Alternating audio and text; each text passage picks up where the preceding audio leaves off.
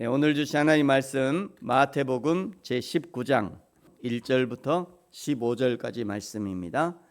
1절부터 15절까지 말씀이고요. 지금 읽는 것은 1절, 2절 두 구절만 같이 읽겠습니다. 1절, 2절 우리 같이 읽습니다. 시작. 예수께서 이 말씀을 마치시고 갈릴리를 떠나 요단강 건너 유대 지경에 이르시니 큰 무리가 따르거늘 예수께서 거기서 그들의 병을 고치시더라. 아멘. 네, 오늘 이 말씀의 제목을 이렇게 정하면서 오늘 이혼에 관하여 이렇게 정하면서 보통 성경을 인생 사용 설명서라고 합니다.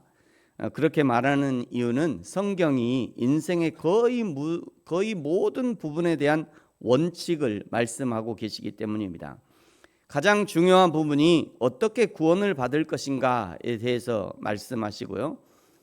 그것만 말씀하는 것이 아닙니다. 어떤 목사님들 중에는 이게 구속사, 예수 그리스도에 대해서, 그러니까 구약은 오실 그리스도에 대해서 얘기하시고, 신약은 오신 그리스도에 대해서 얘기하시고, 그리고 계시록은 다시 오실 그리스도에 대해서 얘기하시니까 구약도 예수님을 얘기하고 신약도 예수님을 얘기하고 계시록도 예수님이다. 그래서 구약도 신약도 계시록도 전부 다 예수님에 대해서 이렇게 쭉 얘기해야 된다. 그러면서 예수님만 얘기해야 된다. 이렇게까지 이제 발전하시는 분이 있어요. 물론 그건 맞습니다. 예수 그리스도에 관한 성경 자체가 예수님에 대한 책이니까요. 그렇다고 성경이 예수님만 얘기하는 건 아닙니다. 성경은 우리 인생의 거의 모든 부분을 얘기해요. 거의 모든 부분. 가장 중요한 원칙들에 대해서 얘기하죠.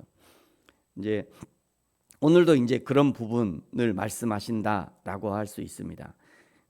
그 중에 가장 이제 중요한 것이 구원을 인생이 어떻게 구원받을 것인가, 어떻게 예수 그리스도를 믿고 어떻게 구원받을 것인가. 또 한 가지는 구원받은 자가 어떻게 하나님이 원하시는 인생을 살아갈 것인가입니다.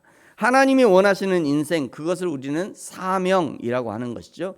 그 인생을 살아내기 위해서 건강하게 살아야 합니다. 건강한 삶을 위해서 가장 중요한 것이 음식의 문제이죠. 그래서 구약부터 신약까지 음식의 문제를 많이 다루고 있어요. 먹는 문제 말이죠.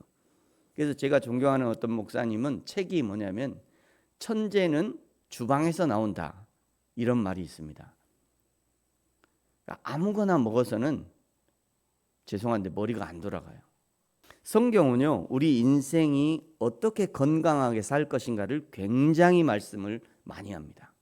그래서 여러분 구약부터 신약까지 쭉 읽으면서 어떻게 구원받을까, 이게 제일 중요한 거예요. 그 다음에 어떻게 건강하게 살 것인가, 하나님이 건강한 삶을 위해서 무엇을 먹으라고 했는가, 이런 부분도 쭉 이렇게 메모하시면서 찾아보셔도 상당히 재밌습니다. 성경이.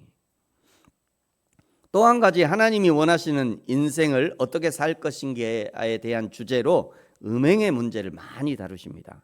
오늘 19장의 본문도 음행의 문제에 대해서 말씀해요. 먼저 1절에 예수께서 갈릴리를 떠나 요단강 건너 유대 지경에 이르렀다, 이렇게 말씀하시는데 보통 우리 성도들은 이런 기록에 대해서 별로 신경을 쓰지 않습니다. 이스라엘이라는 한 나라로 갈릴리와 예루살렘을 거기서 거기다, 뭐 거기 근처 늘 이렇게 생각하기 때문에 그렇게 이런 기록들을 별 신경을 안 써요. 그 해봤자 뭐 어디 가봤자 이스라엘이고 뭐 갈릴리나 예루살렘이나 거기서 거기 이렇게 생각하기 때문입니다. 예수님은 갈릴리에 사시면서 공생애에 총 3번 예루살렘으로 올라가셨는데요. 첫 번째 올라가서 성전 청결 사건을 일으키셨고요. 이 사건 때문에 이제 본격적으로 예루살렘과 갈릴리에서 유명해지셨습니다.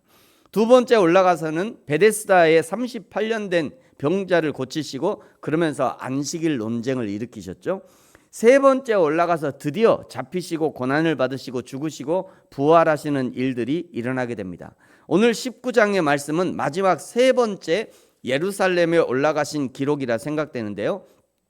1절에 좀 더 자세히 보시면 또 다른 행적도 짤막하게 기록하고 있는데 요단강 건너 유대 지경으로 갔다, 이런 말씀이 있습니다. 지도를 제가 보여드리겠습니다. 네. 예수님은 여기가 갈릴리 지방이죠. 그래서 요 갈릴리 호수를 중심으로 이 지방을 갈릴리 지방 이렇게 합니다. 여기에 뭐 이쪽에 가나 혼인잔치 했던 가나도 이쪽에 있고 이쪽에 이제 갈릴리 지방입니다. 갈릴리 지역.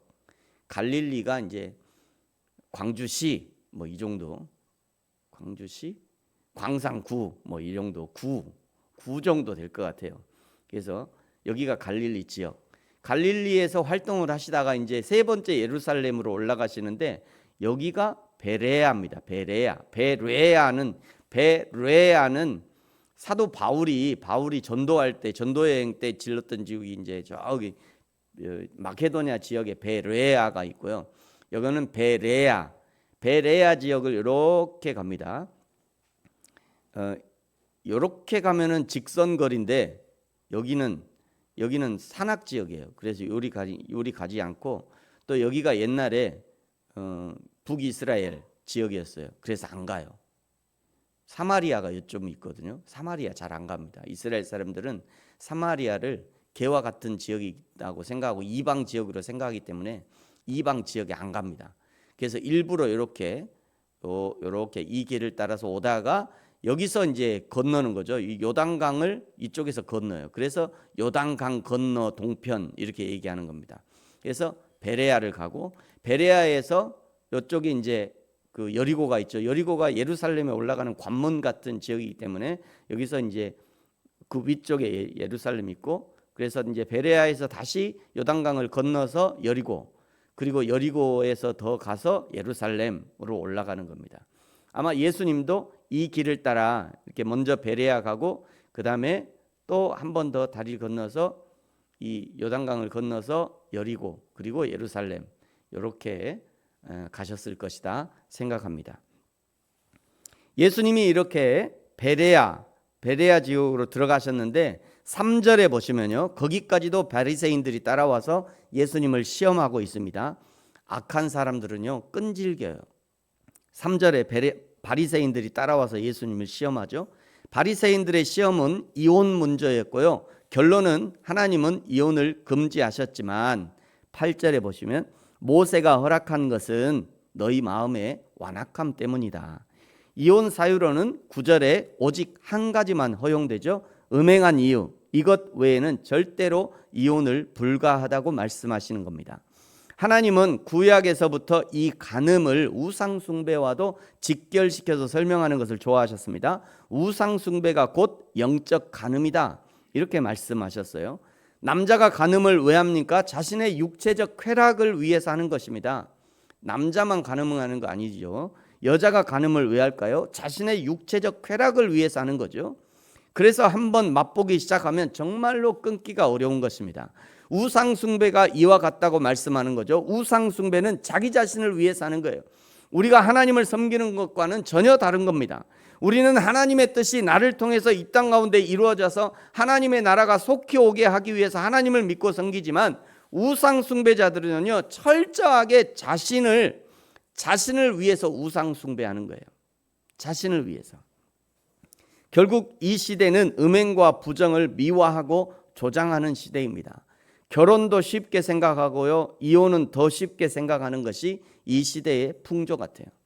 그러나 사랑하는 성도 여러분, 하나님께서 제정하신 이 결혼이라는 제도는 너무도 신성하고 거룩한 제도입니다. 그러므로 결혼을 하는 것도 신중해야 되고요.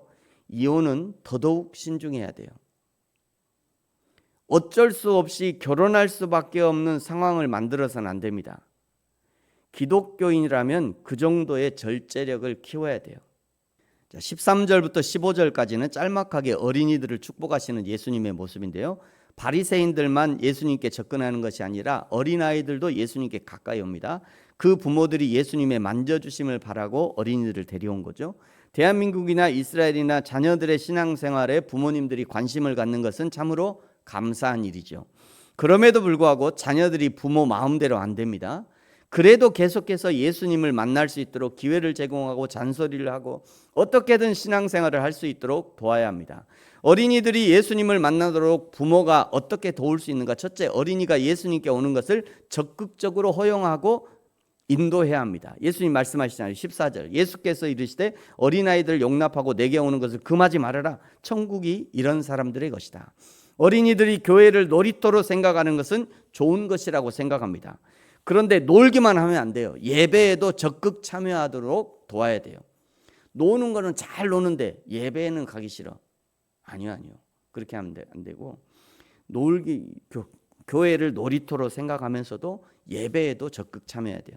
두 번째, 어린아이와 같은 순수하고 겸손한 신앙의 모범을 보여야 합니다. 부모가 어린이들에게 겸손하고 순수한 신앙의 모범을 보이라는 거예요. 아이들은 목사님보다 전도사님보다 그 부모에게 배우는 것이 훨씬 많습니다. 성경적 지식이야 목사님 전도사님께 배우겠지만 신앙생활하는 태도, 하나님을 대하는 태도, 인생을 대하는 태도는 그 부모에게 배우는 거예요. 그러므로 부모님이 늘 겸손하고 순수한 신앙을 가져야 합니다.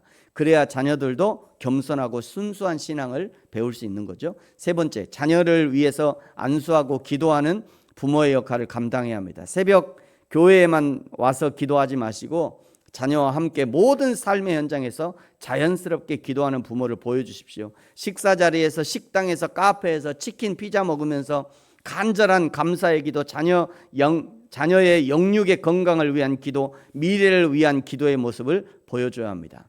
나의 부모가 나를 위해서 기도하고 있다는 것을 인식시켜 주시고 뿐만 아니라 부모가 기도하는 대로 살아가는 분임을 보여주셔야 합니다.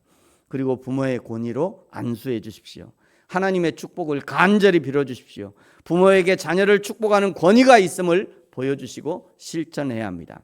그것이 오늘 13절부터 15절까지 짧게 어린아이의 기사를 기록한 예수님의 마음입니다.